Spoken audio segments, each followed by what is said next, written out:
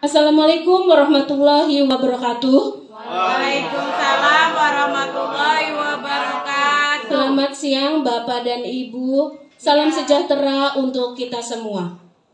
Alhamdulillah pada hari ini kita dapat berkumpul di ruang guru SMK Negeri 21 Jakarta dalam keadaan yang sehat walafiat. Puji syukur kehadirat Allah Subhanahu wa taala bahwa kita dapat berkumpul dalam keadaan sehat walafiat dalam rangka diseminasi guru penggerak SMK Negeri 21 Jakarta. Baik Bapak dan Ibu, marilah kita bersama-sama membuka acara ini dengan membaca basmalah. Bismillahirrahmanirrahim. Acara yang pertama yaitu pemberian sambutan dari Kepala SMK Negeri 21 Jakarta. Kepada Ibu Tuti Masrihani, saya persilahkan.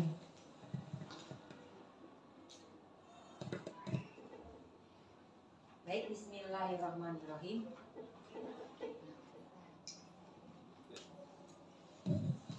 Bismillahirrahmanirrahim. Assalamualaikum warahmatullahi wabarakatuh. Waalaikumsalam warahmatullahi wabarakatuh. Alhamdulillahirabbil alamin. Kita tentu senantiasa harus bersyukur kepada Allah Subhanahu wa taala, Tuhan yang Maha Kuasa, karena atas segala rahmat nikmatnya lah kita semua hari ini bisa berkumpul di ruang guru SMK Negeri 21 Jakarta. Yang saya hormati Bapak dan Ibu Wakil Kepala Sekolah, Bapak dan Ibu Ketua Program Keahlian, Bapak dan Ibu Guru serta karyawan tata usaha yang hadir di ruangan ini. Terima kasih atas waktu dari kita semua untuk bisa hadir bersama-sama pada kegiatan ini. Bapak dan Ibu, seperti kita ketahui bahwa Ibu Kartika Widyastuti, salah satu rekan kita dari SMK Negeri 21, sedang mengikuti program guru penggerak. Dari awal kita semua memberikan dukungan positif agar beliau dapat melaksanakan program tersebut. Beberapa rangkaian sudah beliau laksanakan. Dan saat ini tibalah pada rangkaian berikutnya, yaitu diseminasi tentang budaya positif di SMK Negeri 21. Untuk itu juga kita akan berikan dukungan agar program tersebut dapat didiseminasikan dengan baik dan terserap dengan baik sehingga benar menjadi budaya di sekolah kita SMK Negeri 21. Bapak Ibu hadirin yang berbahagia, terutama kepada Ibu Kartika, selamat menjalankan diseminasi. Kepada kita semua, selamat mengikuti diseminasi. Barangkali itu yang bisa saya sampaikan pada pembukaan diseminasi ini. Semoga sukses dan berjalan lancar. Billahi taufik wal hidayah. Wassalamualaikum warahmatullahi wabarakatuh. Waalaikumsalam warahmatullahi wabarakatuh. Baiklah Bapak dan Ibu, marilah kita beralih ke acara yang selanjutnya. Acara selanjutnya yaitu diseminasi modul 14 calon guru penggerak Angkatan 5 DKI Jakarta SMK Negeri 21 Jakarta yang akan dipaparkan oleh Ibu Kartika Widyastuti. Kepada Ibu Kartika, saya persilahkan. Terima kasih Bu Nurbaiti. Bapak dan Ibu, Assalamualaikum warahmatullahi wabarakatuh. Bapak dan Ibu, terima kasih atas waktunya. Mohon maaf mengganggu karena memang ini harus saya sampaikan selaku saya sebagai guru penggerak Angkatan 5 dari DKI Jakarta di SMK Negeri 21 Jakarta.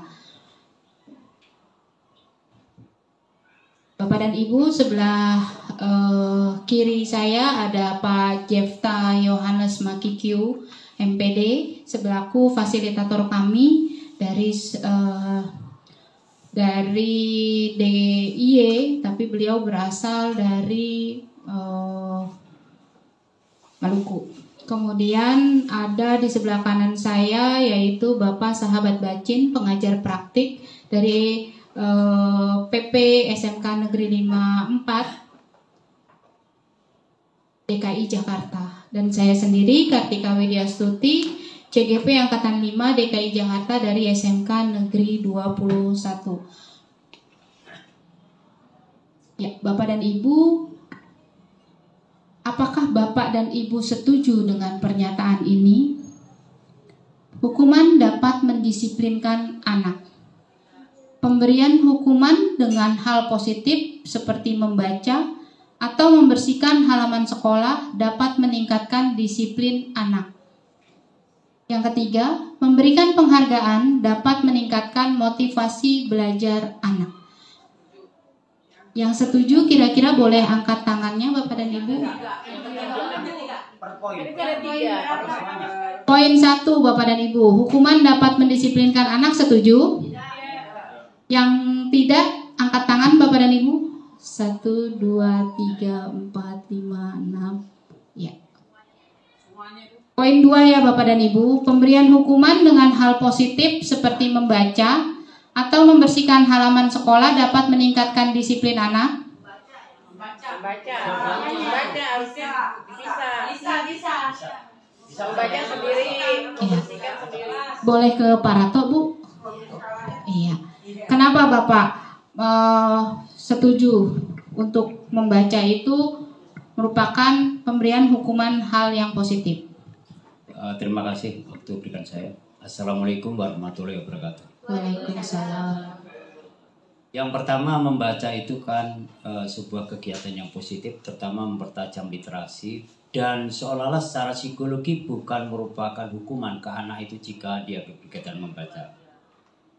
Bukan merupakan hukuman, jadi merupakan ya cambuk yang positif. Yang kedua, membersihkan halaman itu ada orang beranggapan bahwa itu merupakan hukuman yang negatif, tapi itu adalah pembelajaran. Pembelajaran membersihkan di rumah, pekerjaan yang bagus itu begini, pekerjaan seperti ini. Walaupun sedikit membersihkan halaman itu, tapi kalau membersihkan kamar mandi WC itu saya kira juga bukan pas. Tapi kalau membersihkan halaman, terus masuk lari pagi itu adalah bisa meningkatkan disiplin anak yang sangat positif. Baik, Makasih, terima gitu aja kasih kira-kira. Pak Dato. Baik, Bapak Ibu ada yang tidak setuju dengan poin nomor 2? Ya, rata-rata setuju ya Bapak dan Ibu. Oke, kita lihat di poin yang ketiga, memberikan penghargaan dapat meningkatkan motivasi belajar anak. Setuju? Setuju. Baik, terima kasih. Kita akan lihat Bapak dan Ibu, apakah ini semuanya sudah sesuai dengan filosofi Ki Hajar Dewantara yang mengedepankan siswa sesuai dengan kodrat dan zamannya. Nah, yuk kita bermain Bapak dan Ibu. Nah, ini kita bermain dulu ya Bapak dan Ibu. Bermain dengan teman sebelahnya, gitu ya. Sobeklah secari kertas kecil, tuliskan benda atau sesuatu yang sangat berharga untuk Anda. Ya, kecil aja Bapak dan Ibu, kecil saja Bapak dan Ibu. Nah, sudah. Ini tangan A dan tangan B nih. Ya Bapak dan Ibu. Satu benda yang sangat berharga. Tidak ada pulpen. Satu benda yang sangat berharga untuk Anda. Sudah?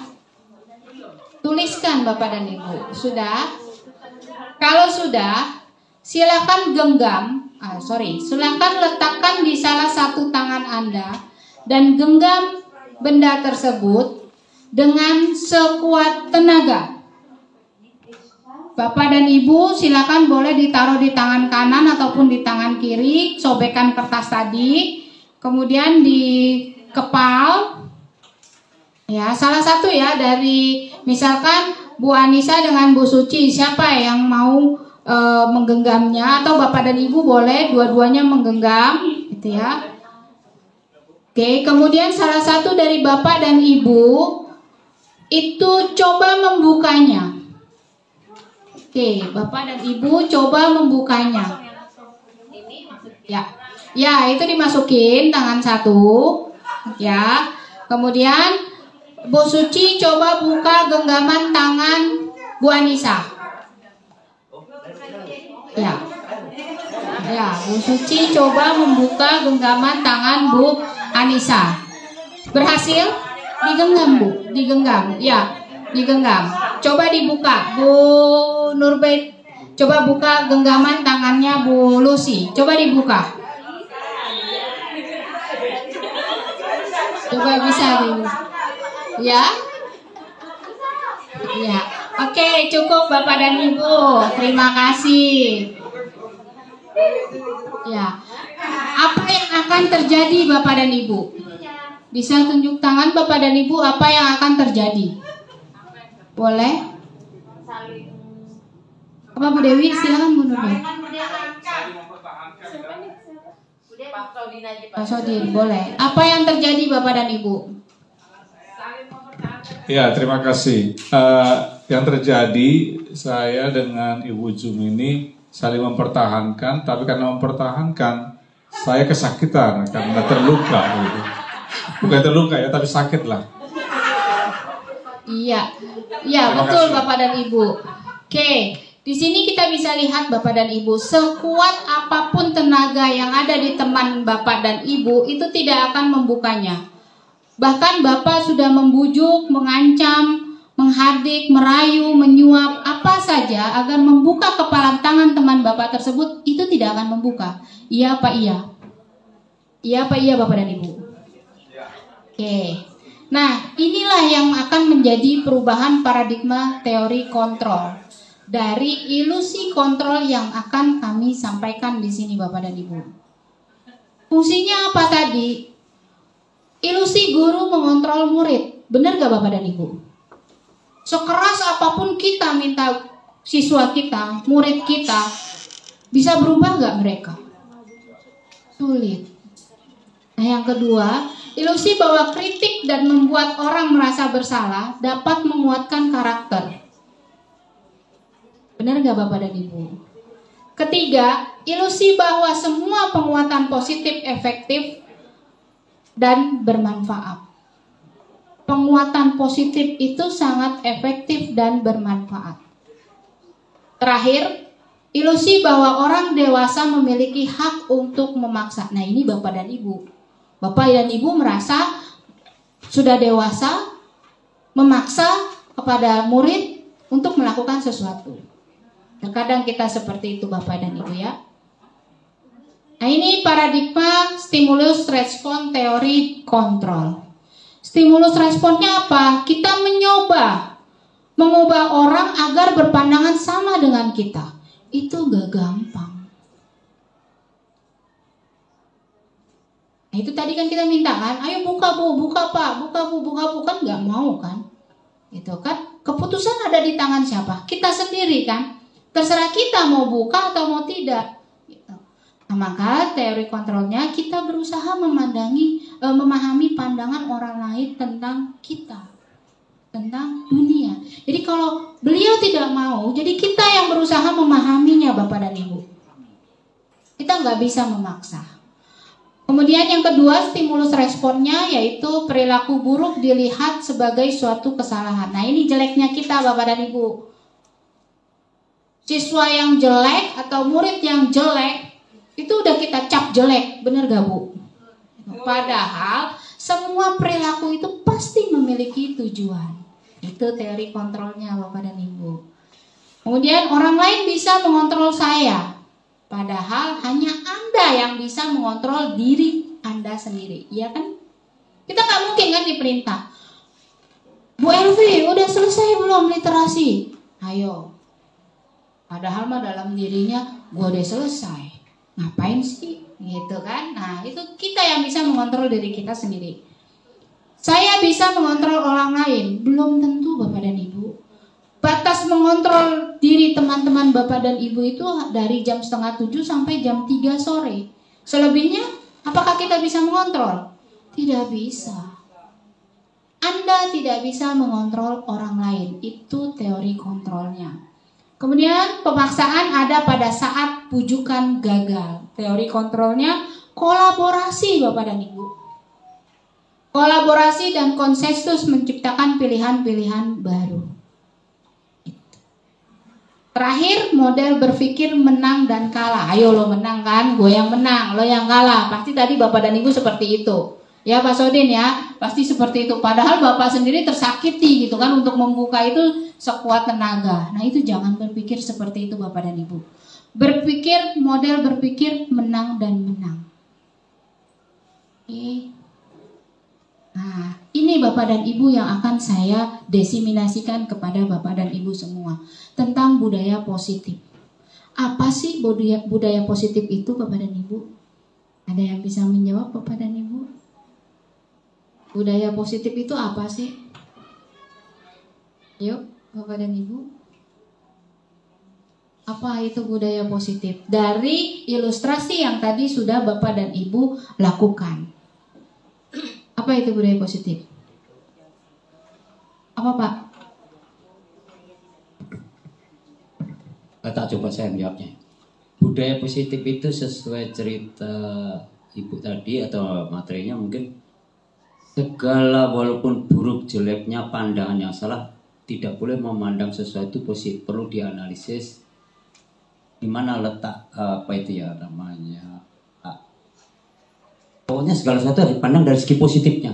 Dianalisis, dicari ini kemana sih arahnya, dianalisisnya ke sana sini. Oh kalau nggak ada efeknya kemungkinan mungkin arahnya ke sini. Kita mungkin dimasukkan ke sini terus. Jadi konteksnya memang begitu. Semua apapun bentuknya negatif pun tetap dianggap positif. Betul. Itu aja. Ya. Kemudian menseragamkan pola pikir dia sama pola pikir kita, diarahkan ke sana. Kemungkinan ayo berdiskusi mungkin ke sana. Itu aja kira-kira. Ya, terima kasih Pak Rato. Baik. Bapak dan Ibu, setelah kita mempelajari tadi kepalan tangan, pasti ada budaya positifnya. Budaya positifnya itu apa? Ini Bapak dan Ibu, nilai-nilai. Di situ pasti ada nilai, iya apa enggak? Nilai kesopanan kan gitu. Ya kan? Kesopanan, maaf ya Ibu, saya buka tangannya. Pasti di ngebujuk dong. Iya apa enggak? Maaf ya Bapak, kita mau membuka tangan Bapak kan gitu. Itu nilai-nilai. Kemudian keyakinan-keyakinan dan kebiasaan-kebiasaan di sekolah yang berpihak kepada murid dapat berkembang menjadi pribadi yang kritis, penuh hormat dan bertanggung jawab. Ini mah gampang Bu Tika gitu. Sebenarnya mudah, tapi ketika kita menjalaninya itu sulit Bapak dan Ibu. Seperti itu. Saya juga sebagai calon guru penggerak ini merupakan satu tamparan buat diri saya. Kenapa? Karena yang selama ini saya pikir yang penting saya melihat siswa itu pinter atau tidak pinter. Karena yang kita nilai adalah hanya selembar pengetahuan. Iya apa enggak Bapak dan Ibu? Sikapnya, udahlah tulis aja A, B, C gitu. Padahal budaya positif itu ada nilai-nilai universal sesuai dengan profil pelajar Pancasila.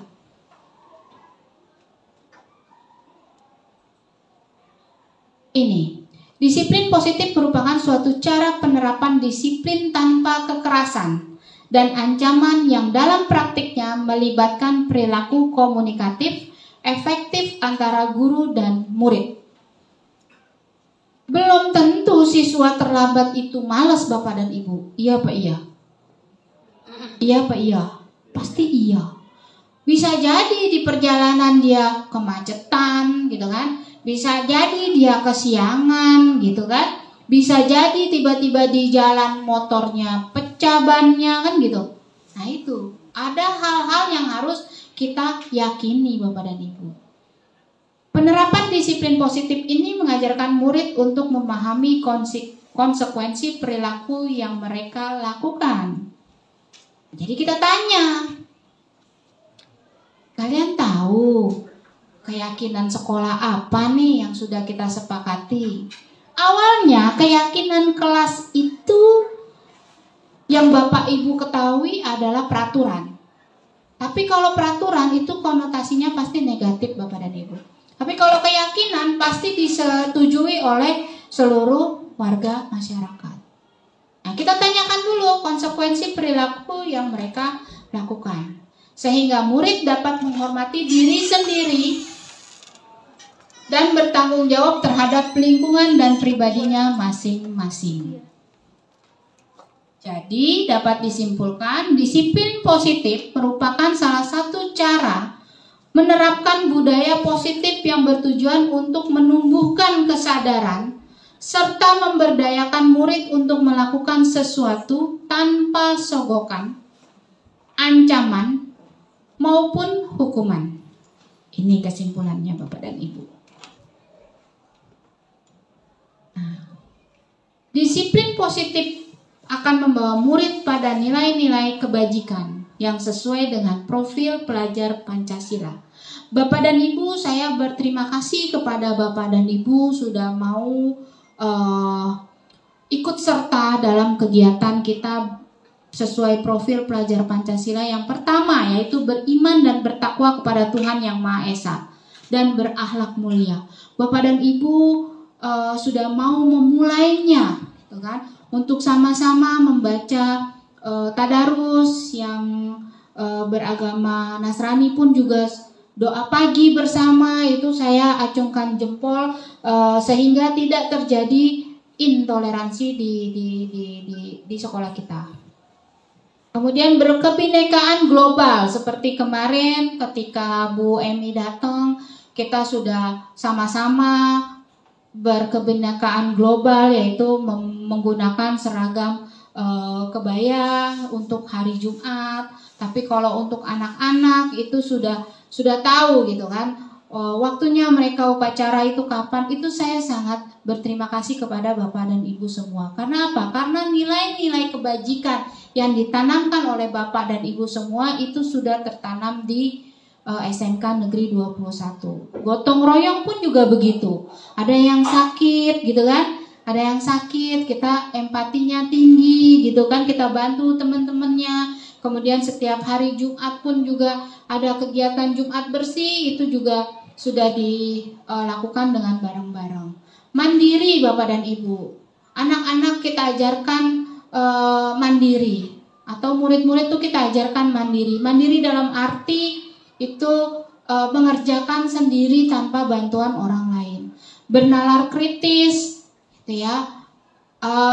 Siswa atau murid sudah kita ajarkan untuk bernalar kritis agar mereka bisa menemukan ilustrasi atau menemukan ide pokok atau gagasan pada kegiatan literasi yang sudah kita jalankan bersama.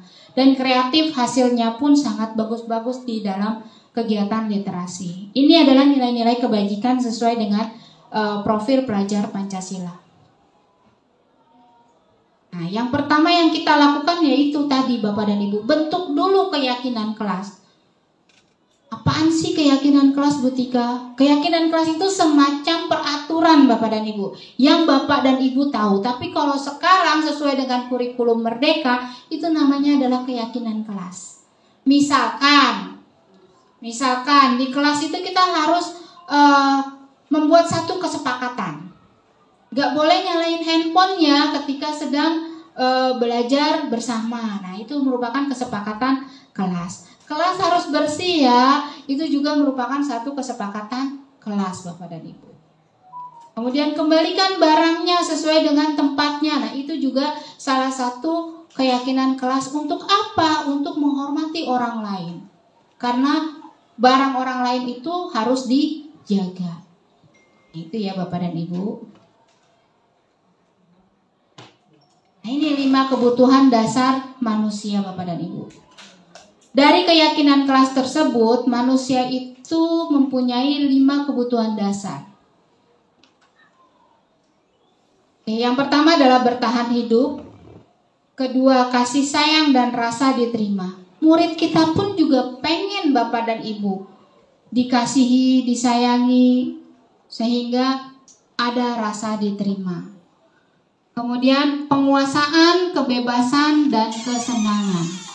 Penguasannya apa? Materi Bapak dan Ibu. Sangat disayangkan ketika anak-anak atau murid-murid Datang ke sekolah, bapak dan ibu tidak ada di sekolah. Bapak dan ibu tidak ada di dalam kelas. Padahal murid-murid pengen belajar di sekolah. Sampai kejadian hari ini gitu ya, ada anak yang habis dioperasi itu dia luka bapak dan ibu, luka kembali sehingga bajunya tuh berdarah. Maksudnya bajunya itu terlihat darahnya gitu kan. Saya suruh pulang, berdua dengan wali kelasnya saya suruh pulang. Nggak mau bapak dan ibu. Kenapa? Karena dia pengen belajar.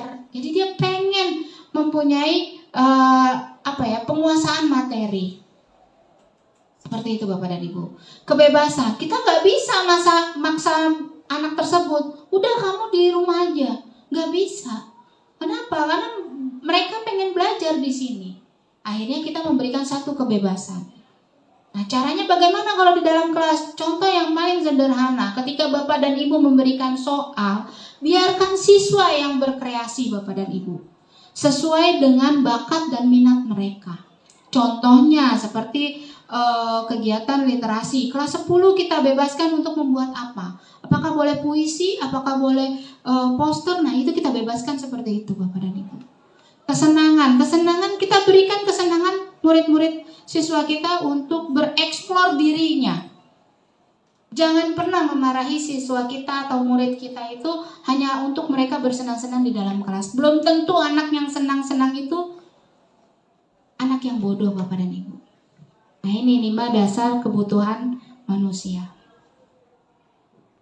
Posisi kontrol kita nih bapak dan ibu.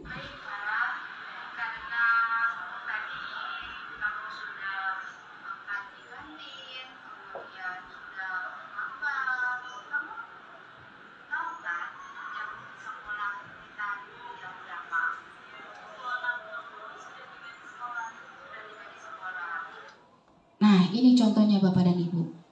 Di mana posisi kontrol kita Bapak dan Ibu? Penghukumkah? Pembuat rasa bersalahkah? Temankah? Memantaukah? Atau manajer Bapak dan Ibu? Ada yang bisa menjawab Bapak dan Ibu? Ada yang bisa menjawab Bapak dan Ibu?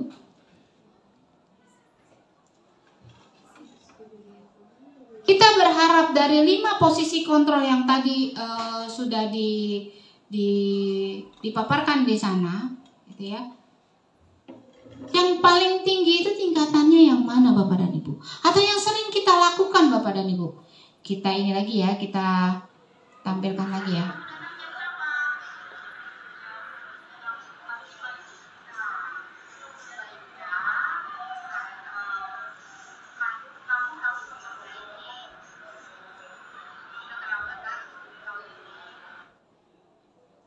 Biasanya kita berlaku selaku penghukum. Kamu tahu gak sih jam berapa masuk sekolah? Gitu kan ya Bapak dan Ibu? Iya Pak, iya. Iya Pak, iya Bapak dan Ibu. Kenapa kamu makan di kantin? Nah, itu biasanya posisi sebagai seorang penghukum.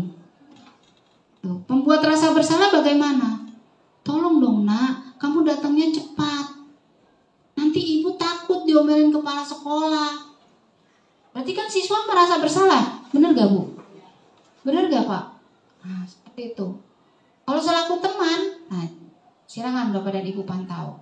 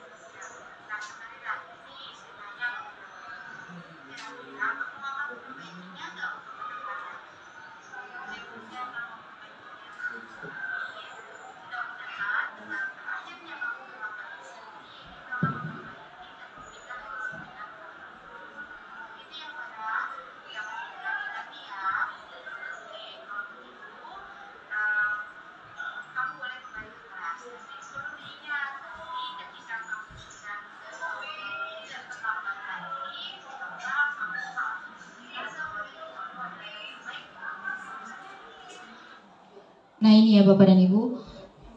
Terakhir selaku pemantau dan manajer. Kalau selaku pemantau dia cuma memantau saja Bapak dan Ibu.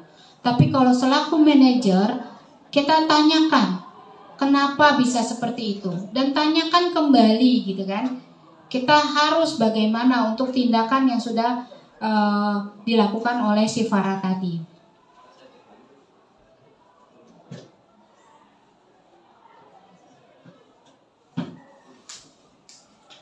Lima posisi kontrol tadi harus kita lakukan dengan segitiga restitusi Bapak dan Ibu. Yang pertama adalah menstabilkan identitas. Tadi caranya, bertanya dulu. Oke, bertanya dulu. Menstabilkan identitas itu bertanya terlebih dahulu. Tentu kenapa kamu mempunyai kesalahan seperti itu. Dan mengapa atau apakah alasannya kamu melakukan kesalahan seperti itu. Kemudian yang kedua, memvalidasi tindakan. Tindakan apa yang wajib kamu lakukan setelah kamu melakukan hal tersebut. Ketiga, menanyakan keyakinan. Kira-kira keyakinan sekolah apa sih yang wajib kamu lakukan? Nah, tadi sudah ditanyakan. Ini yang sudah saya lakukan di SMK Negeri 21 Bapak dan Ibu. Jadi jika siswa terlambat, jangan pernah Bapak dan Ibu tanya, tahu nggak jam berapa masuknya? Jangan pernah Bapak dan Ibu. Karena dengan menghardik seperti itu membuat siswa atau murid merasa bersalah. Ini Bapak dan Ibu, menstabilkan identitas. Guru berkata, berbuat salah itu hal yang manusiawi. Tidak ada manusia yang sempurna. Bapak atau Ibu juga buat salah kok. Kita pasti bisa menyelesaikan persalahan ini. Jadi hal yang positif yang dibalik ditanya Bapak dan Ibu. Bapak atau Ibu tidak tertarik untuk mencari tahu siapa yang benar, siapa yang salah. Bapak dan Ibu lebih tertarik untuk menyelesaikan masalah. Biasanya kan kita nggak gitu ya Pak. Kita pasti, ayo siapa yang benar nih di sini, siapa yang salah nih di sini. Nah jangan seperti itu Bapak dan Ibu.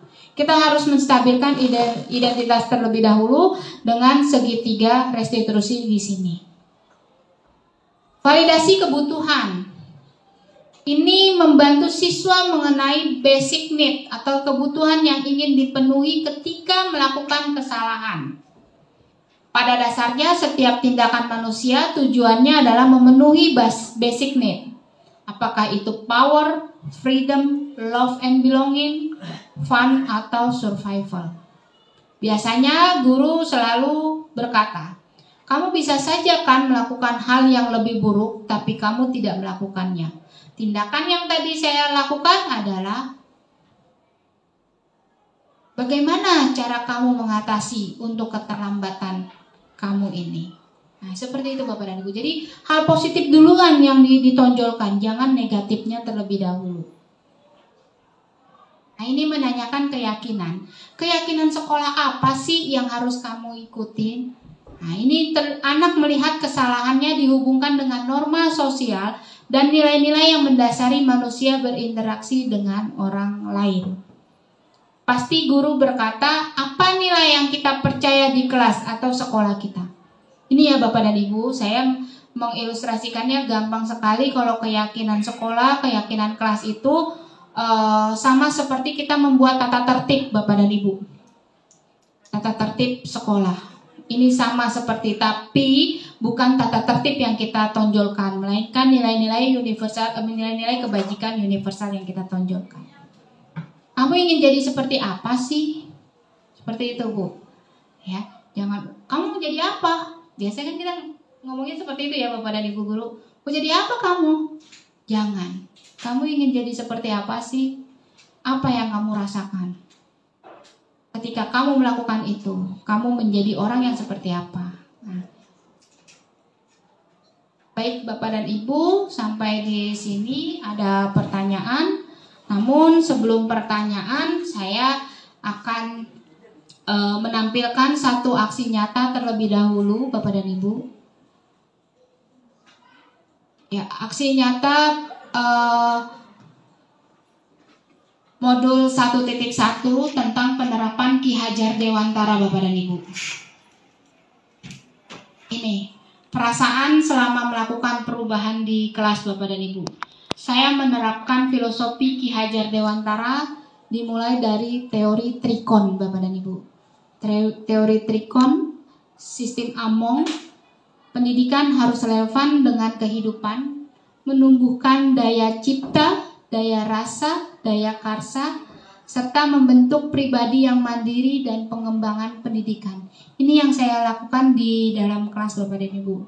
Saya telah melakukan perubahan aksi nyata. Perasaan saya antusias dan semangat selama mengimplementasikan ke dalam kegiatan sekolah, yaitu dengan pembelajaran berpusat pada anak, penanaman budi pekerti. Yang saya tanamkan budi pekertinya tadi ya Bapak dan Ibu, beriman dan bertakwa, kemudian menerapkan budaya 5S, serta berkolaborasi bersama dalam pembelajaran. Saya kebetulan mengajarkan bisnis online. Saya tidak memaksa siswa membuat website dengan program A, tidak Bapak dan Ibu. Saya mengajarkan siswa, memberikan kebebasan kepada siswa membuat website dengan aplikasi apapun yang mereka pahami Bapak dan Ibu. Atau membuat poster, sekarang lagi boomingnya Canva. Kalau dulu saya membuatnya atau saya diajarkan menggunakan Adobe gitu ya, Adobe atau Photoshop. Karena sayanya nggak bisa gitu, akhirnya saya membebaskan kepada siswa untuk membuat aplikasi poster sesuai dengan kemampuan mereka masing-masing. Ide atau gagasannya ini menerapkan teori trikon gitu ya, yaitu menjadi pamong Bapak dan Ibu. Saya melakukan pendekatan kepada siswa Bapak dan Ibu. Saya menuntun siswa, alhamdulillah bisa berjalan dengan baik. Kemudian menumbuhkan daya cipta, rasa dan karsa di kelas saya gitu kan, dan saya berharap untuk kelas-kelas jurusan juga sama seperti itu. Kemudian menerapkan sistem Among, yaitu pola ASI, ASA dan ASU. Kemudian saya berkolaborasi dengan teman-teman untuk melakukan pendidikan secara optimal. Membentuk pribadi yang mandiri itu menuntun agar murid menjadi diri sendiri tanpa nyontek dengan teman-teman yang lainnya. Kemudian pendidikan relevan dengan kehidupan itu saya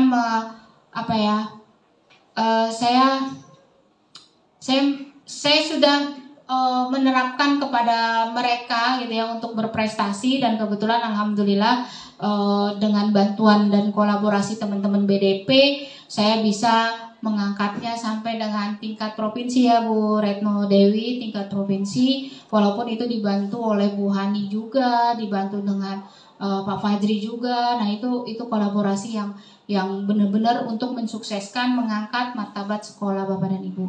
Kemudian pengembangan pendidikan dengan nilai budaya, yaitu saya melakukannya dengan sistem Among tadi, Momong, Among dan Ngemong.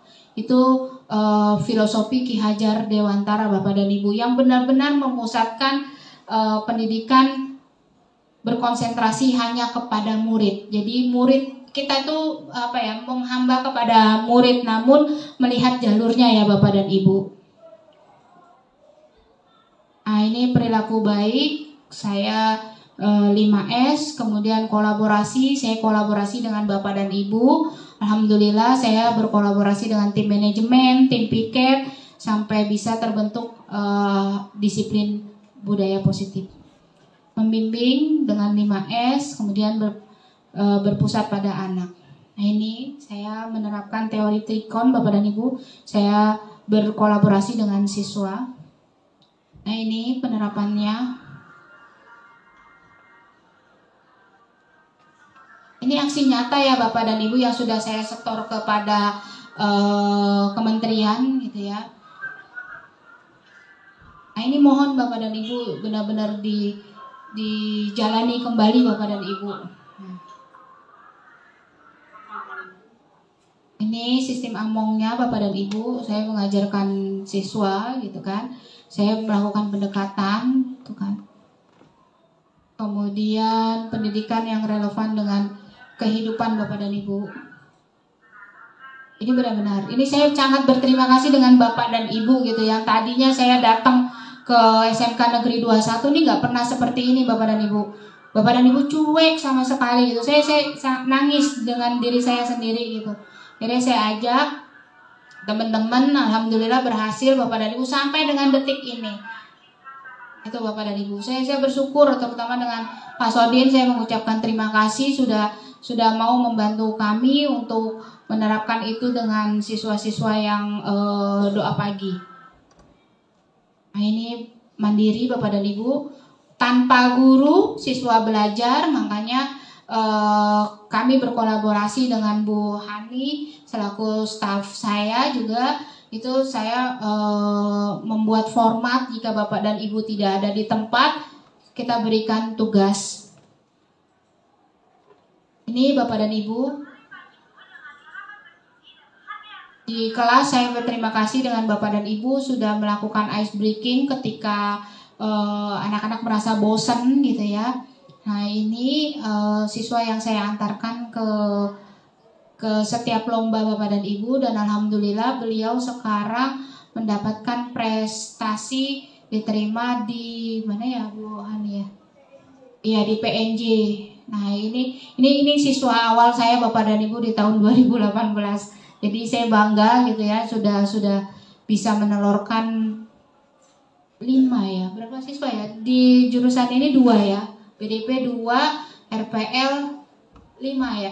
RPL berapa Bu? 3 ya. Ya ini jadi 5 siswa Bapak dan Ibu.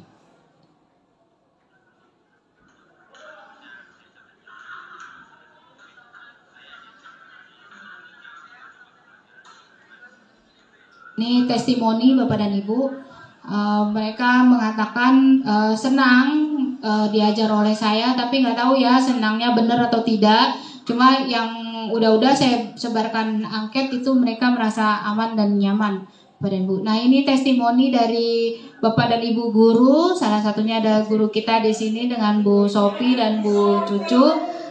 Terima kasih Bapak dan Ibu. Iya. Ini sudah saya setor ya Bapak dan Ibu ke kementerian gitu ya. Jadi memang ini bukti nyata saya gitu ya. Jadi terima kasih Bapak dan Ibu sudah membuktikannya dengan baik. Nah ini ada Bu Lucy juga yang sudah memberikan testimoninya gitu kan, bahwa saya sudah membawa SMK Negeri 21 ke dalam perubahan-perubahan tersebut.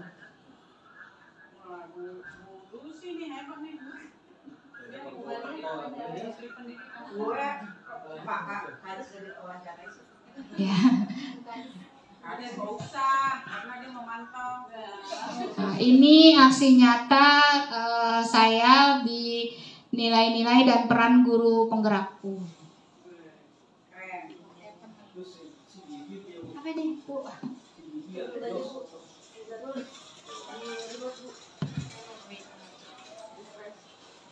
Ini semua sudah saya setor ya Bapak dan Ibu. Nah terakhir nanti adalah budaya positif yang saya tularkan ke Bapak dan Ibu hari ini.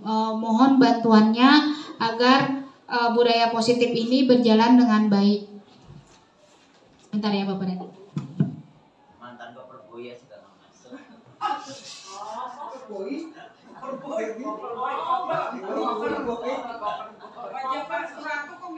Mantan Bapak Boy Solo kata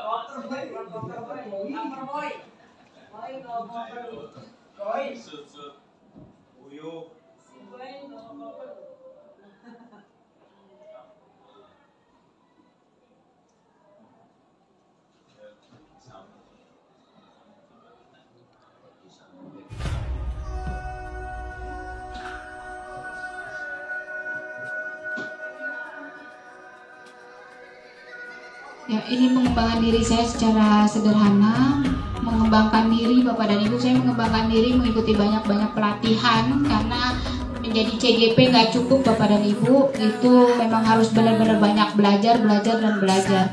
Berkolaborasi Bapak dan Ibu dengan Bapak dan Ibu semua itu sangat diperlukan, dan saya harus menjadi coach bagi Bapak dan Ibu, menjadi pelatih bagi Bapak dan Ibu.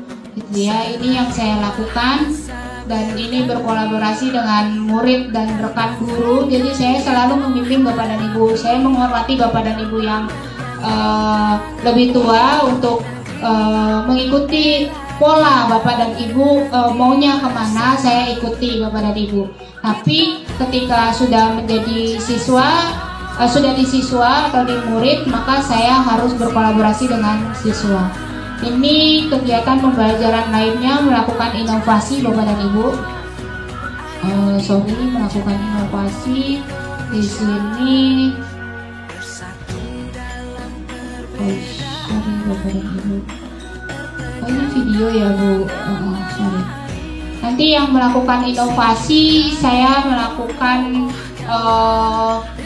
satu pameran Bapak dan Ibu. Nanti untuk ke depan di semester berikutnya, di semester ganjil ketika pembagian rapot, kita akan ada bazar Bapak dan Ibu. Itu yang harus saya tanamkan kepada Bapak dan Ibu semua dan anak-anak untuk melakukan inovasi pendidikan, inovasi pembelajaran gitu kan, biar mereka nggak stres Bapak dan Ibu. Ini menjadi coach bagi Bapak dan Ibu.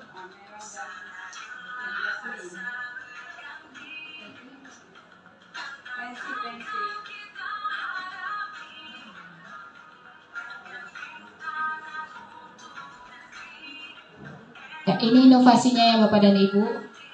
Saya akan membuat satu kotak saran digital Bapak dan Ibu. Nanti akan kita lakukan itu bersama tim IT. Sedang dibuat IG-nya Bapak dan Ibu. Ini pembentukan karakter yang sudah saya tanamkan Bapak dan Ibu. Oke.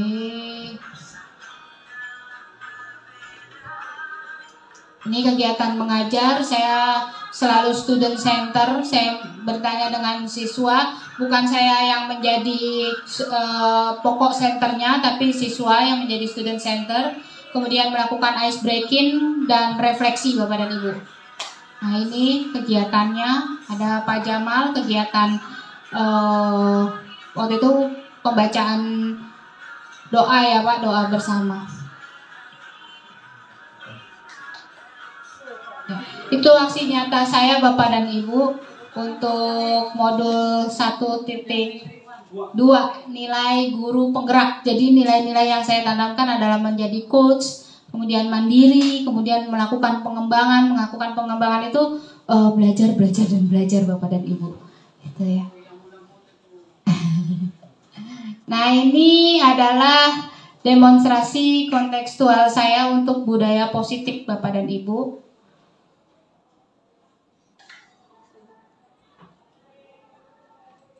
Nah ini praktek segitiga restitusi tadi sudah saya praktekkan Bapak dan Ibu.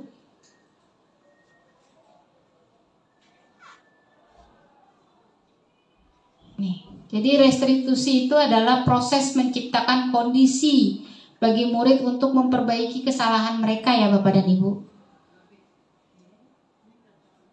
Ini yang sudah saya lakukan Bapak dan Ibu.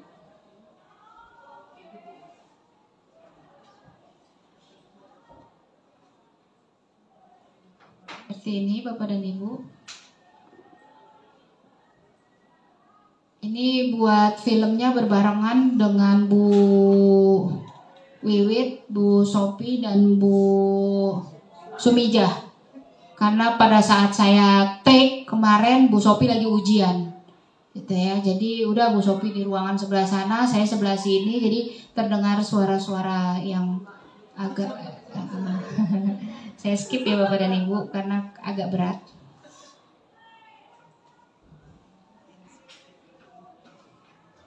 Ini tadi sudah Bapak dan Ibu saksikan ya. Ini testimoni siswa.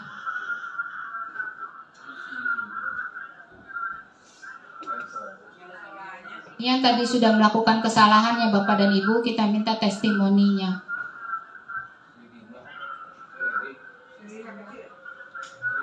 Ya.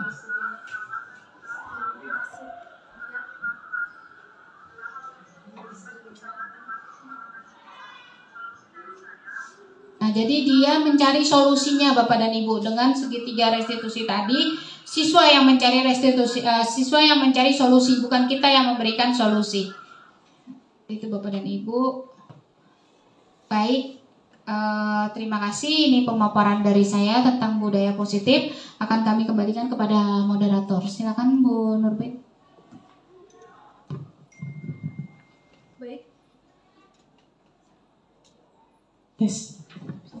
Baik Bapak dan Ibu, setelah kita saksikan bersama-sama pemaparan dari Ibu Kartika Widyastuti, sekarang saatnya Bapak dan Ibu saya persilahkan untuk mengajukan pertanyaan. Silakan bagi Bapak dan Ibu yang ingin bertanya, saya persilahkan.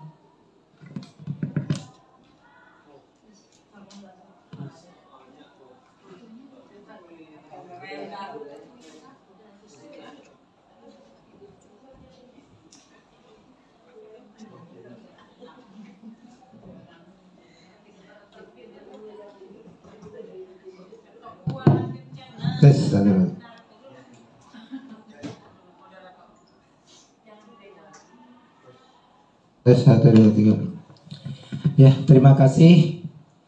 Ya, yang Bu Tika sudah memaparkan panjang lebar tadi. Sini saya ambil yaitu suatu yang tadi budaya positif. Ya. Kalau kita menyimak ya budaya positif itu kayaknya kita ya banyak ininya ya penuh dengan pertimbangan sebenarnya. Sekarang kita kaitkan dengan disiplin yang kita terapkan. Contoh, ya kemarin kita masuk jam 6.30 tutup pintu tanpa mempertimbangkan ya terlepas dari ini ya siswa dan guru. Ya kita ambil siswanya. Pak, saya macet ini. Kita tidak menerima itu mana adanya? Ya tidak menerima wangi dia macet ini ya. Ya, padahal 1 menit 2 menit untuk boleh masuk. Nah, kemana? Kita kaitkan budaya positif. Nah, ya. Belum kita tidak lihat ke gurunya lagi ini siswa ini. Nah, kita mengemukakan terhadap siswa. Apa tidak bertentangan dengan budaya positif? Ya. Itu ya. Nah, itu kalau dilihat ini ya, kan harus semuanya harus kita ya kita tanya apa permasalahan siswa yang ini. Sebenarnya dari prinsip anak-anak juga sudah tahu bahwa jam 6:30 dia sudah berusaha tapi halangan di jalan. Kita sementara ya disiplin nggak bisa. Jam 6:30 tutup. Ah ini perlu kita ini penjelasannya. Ya terima kasih. Assalamualaikum warahmatullahi wabarakatuh.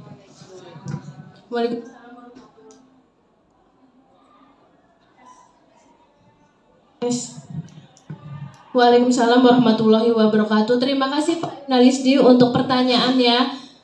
Kemudian silakan Bu Tika untuk menanggapi pertanyaan dari Pak Yonalisdi. Iya.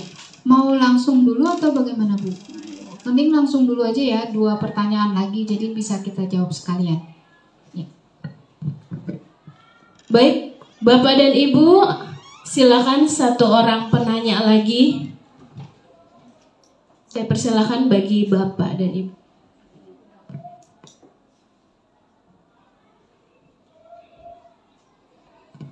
Terima kasih atas waktunya. Assalamualaikum warahmatullahi wabarakatuh. Terkait tadi seperti yang disampaikan oleh Ibu Tika, bahwa yang menjadi center atau pusat di sini adalah siswa. Ya, di sini kita intinya harus memperhatikan siswa. Bagaimana dengan siswa yang dengan kemampuan pertama secara akademis terbatas, kemudian yang kedua dengan sikap atau mungkin secara kehadiran dia tidak rajin ke sekolah. Intinya itu saja, bagaimana menanggapi, sedangkan kita harus berpikir positif dalam menghadapi kondisi siswa saat ini. Apalagi setelah kemarin, setelah masa PJJ itu, setelah kita praktek di lapangan, setelah kita tatap muka, itu ternyata sangat berbeda jauh dengan kondisi anak saat PJJ dengan setelah kita tatap muka, ternyata jauh sekali. Utamanya kalau dalam praktek seperti itu, mungkin kebetulan saya mengajar bahasa Inggris, mungkin dalam reading, mungkin praktek kejuruan khususnya, mungkin juga saya dengar guru-guru yang mengajar produktif juga ada kesulitan. Terima kasih. Baik, terima kasih Ibu Rina Nursanti untuk pertanyaannya. Saya persilahkan kepada Ibu Kartika untuk menjawab 2 pertanyaan yang sudah disampaikan tadi. Baik, terima kasih Bu Nurbaiti atas panduan pertanyaannya. Pertanyaan yang pertama itu dari Pak Yonal ya. Ya, Pak Yonal benar banget gitu kan. Kalau budaya positif itu sebenarnya memang dilakukan oleh seluruh stakeholder, seluruh pemangku pemangku kepentingan yang ada di sekolah gitu kan, atau seluruh masyarakat di sekolah. Itu ya Pak Yonal gitu kan. Tapi kalau untuk kebijakan tersebut yang baru-baru ini kita lakukan, sebenarnya kita pelaku pembuat keputusan, kita pelaku pembuat keyakinan itu harus benar-benar berpihaknya pada siswa, Pak. Benar-benar berpihaknya kepada murid gitu kan. Jadi kita harus membuat ini dulu, Pak. Bentuk dulu keyakinan sekolah kita. Keyakinan sekolah kita yang baku, keyakinan sekolah kita yang benar-benar disepakati oleh masyarakat itu apa? Kalau sudah dibuat, diyakini, baru kita lakukan. Gitu. Nah, sebenarnya sih ini yang harus kita pahami ya Pak Yonal. Namun Bapak dan Ibu ini kan juga baru gitu kan, baru tahu nih bahwa KHD itu nggak sembarangan. Bapak pendidikan kita tuh benar-benar nggak sembarangan gitu kan. Jadi memang sebenarnya kita tuh guru gitu. Dikaitkan nanti dengan pertanyaan Bu Rina, kita tuh guru, tugasnya cuma menuntun Bapak dan Ibu. Kita tugasnya cuma menuntun, cuma mengarahkan. Pak Ki Hajar Dewantara itu KHD mengilustrasikan, atau Mas Menteri juga mengilustrasikan gitu kan. Kalau kita tanamnya jagung, maka hasilnya apa? Jagung. Bapak dan Ibu. Jadi tugas kita itu cuma merawat, menuntun, ngasih pupuk kan gitu. Itu Bapak dan Ibu. Nah, saya juga baru sadar bahwa satu keyakinan kelas itu nggak boleh kita yang memaksakan kehendak, kita yang buat sendiri, itu tidak boleh. Harus disepakati oleh seluruh masyarakat SMK Negeri 21. Kalau memang itu untuk kebaikan. Nah, seperti itu Pak Yonal ya. Jadi kita memang harus memperbaiki keyakinan kelas kita dulu, atau memperbaiki keyakinan sekolah kita dulu. Nah, pertanyaan yang kedua dari Bu Rina untuk sikapnya gitu ya. Tadi kalau yang untuk student center, ya tadi Bu Rina, kita itu memang guru, tugasnya hanya menuntun gitu ya. Ibaratnya seorang pelukis, kita cuma ngasih kertas doang, kertas putih. Yang melukis itu adalah murid. Mau jadi apa itu lukisan ya terserah murid. Kita hanya mengarahkan saja untuk kebaikan murid tersebut. Nah, untuk sikapnya itu ya kita tadi Bu Rina, kita kolaborasi Bapak dan Ibu. Nah, makanya di kurikulum Merdeka ini itu ada penguatan proyek profil pelajar Pancasila. Nah, itu harus memang kolaborasi dengan semuanya Bapak dan Ibu. Kenapa kita harus melakukan diagnostik awal? Supaya kita tahu bakat dan minat siswa di awal Bapak dan Ibu. Selama ini kurikulum 2013 kita membuat model pembelajaran itu sama untuk satu kelas. Iya Pak, iya Bapak dan Ibu. Misalkan kita mau pakai mind map gitu kan, ya udah satu kelas mind map. Ya anak itu kan belum tentu tahu mind map itu apa. Gitu. Jadi kita harus diagnosis awal dulu terlebih dahulu Bapak dan Ibu, supaya oh ini pembelajaran ini nih metodenya pakai ini gitu. Bisa pakai jigsaw, bisa pakai number head to number head gitu. Ya, kalau kemarin yang Bu Emi sampaikan itu pembelajaran diferensiasi Bapak dan Ibu. Jadi di kelas itu memang wajib mempelajari pembelajaran diferensiasi. Begitu Bu Rina. Jadi memang harus kolaborasi Bu Rina antara guru yang satu dengan guru yang lainnya. Bukan berarti itu tanggung jawab sendiri Bapak dan Ibu, karena kita nggak bisa menuntun siswa sebanyak itu Bapak dan Ibu. Kita harus berkolaborasi dengan guru yang satu dan yang lainnya. Begitu Bu Rina. Saya kembalikan ke Bu Nurbet. Boleh? Ada lagi satu pertanyaan? Iya, sesi kedua. Baik, dibuka sesi kedua. Bagi Bapak dan Ibu yang ingin mengajukan pertanyaan, saya persilahkan.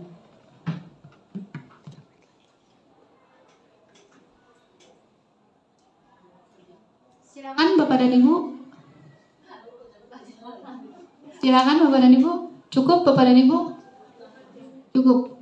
Baik, saya dulu ya Bu Nurbet. Kalau cukup Bapak dan Ibu, tadi saya membukanya dengan Assalamualaikum. Maka saya harus menutup dulu materi ini Bapak dan Ibu dengan kesalahan datangnya dari saya, kebaikan dari Allah Subhanahu wa taala. Mudah-mudahan diseminasi yang saya berikan kepada Bapak dan Ibu bermanfaat untuk kebaikan SMK Negeri 21. Bukan untuk saya Bapak dan Ibu, untuk SMK Negeri 21. Jadi budaya positif itu wajib dibentuk Bapak dan Ibu di sekolah kita, supaya profil pelajar Pancasila yang digaung-gaungkan oleh Ki Hajar Dewantara itu berguna untuk kita semua. Wabillahi taufiq wal hidayah. Wassalamualaikum warahmatullahi wabarakatuh. Kita kembalikan kepada moderator. Alhamdulillahirabbil alamin. Acara diseminasi ini sudah terlaksana dengan lancar. Marilah Bapak dan Ibu kita bersama menutup acara ini dengan membaca hamdalah. Alhamdulillahirabbil alamin. Saya selaku moderator mohon pamit dan undur diri. Apabila ada kata-kata yang salah mohon dimaafkan. Terima kasih. Assalamualaikum warahmatullahi wabarakatuh. Waalaikumsalam warahmatullahi wabarakatuh.